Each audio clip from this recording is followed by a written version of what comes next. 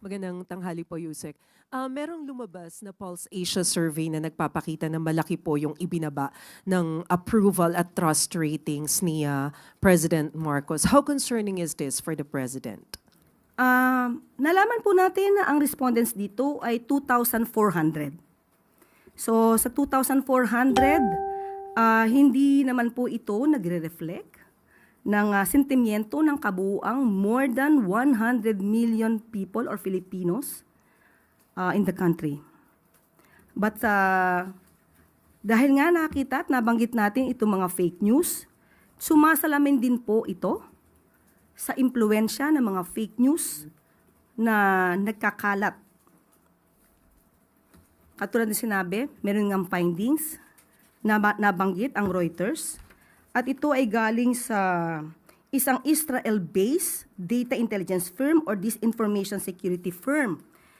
And I quote, "The level of coordinated disinformation seen in the Philippines was far above the typical 7% to 10% range of online conversations globally about highly sensitive or polarizing issues."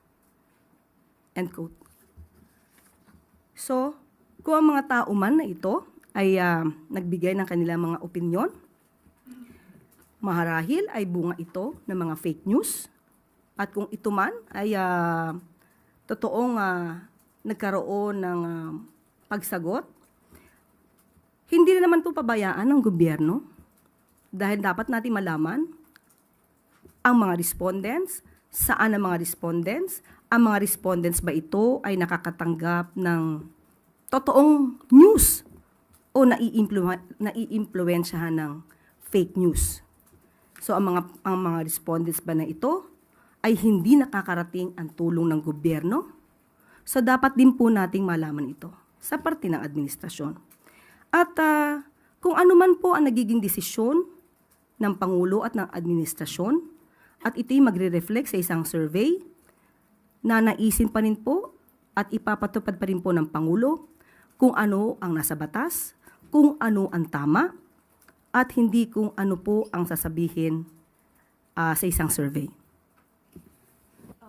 Pero ma'am, considering that the survey was conducted from March 23 to 29, or just a few days after the arrest of the former president, sa tingin po ba ng Malacanang gaano kalaking factor yung politika sa naging resulta ng survey, especially yung nangyari kay former president?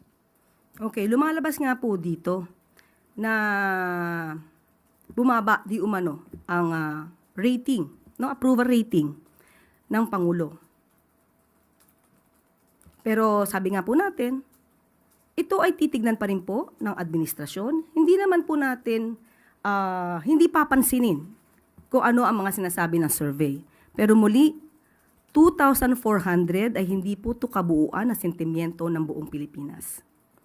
Magtatrabaho pa rin po ang Pangulo, katulad ng aking sinabi, kung ano ang tama, kung ano ang sa batas.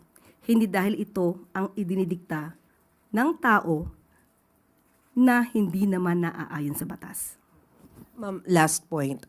During the interview of Pulse Asia President Ronald Holmes over True FM, kanina lamang po ito, ang sabi niya, isa daw marahil sa dahilan ng pagtaas din ng disapproval rating ni PBBM ay yung pagtugon sa pangunahing problema like yung matataas na presyo ng bilihin, kakulangan sa kita o yung sahod at yung paglaban daw po sa katiwalian. The message has been clear from mid last year when we saw the highest disapproval with regard to controlling inflation. There has to be attention given with regard to employment, sources of income, and also, and this is a very difficult thing, controlling the high prices of commodities. Inflation has eased, but it's pretty difficult for government to address it. But again, they will be held accountable for this one. Where do you think the problem lies? Una, tignan natin. Nabanggitan natin, nagpakita na po tayo dito, nakausap na rin po natin at natanong po ninyo ang mga heads po ng ibang mga departamento patungkol po dito. Halimbawa po yung walang gutom program.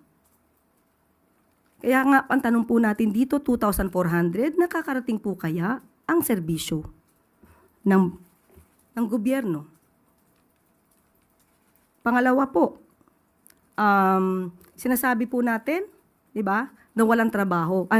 Yung tungkol sa sweldo.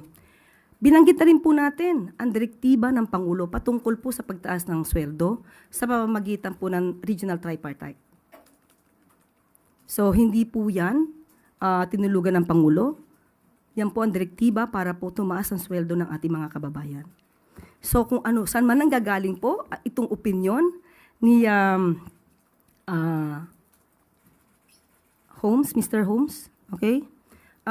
Yan ay kanyang opinion. Siguro mas maganda rin po na malaman niya kung ano ba talaga yung katotohanan. Baka po kasi nasasapawan ng good news ng mga fake news.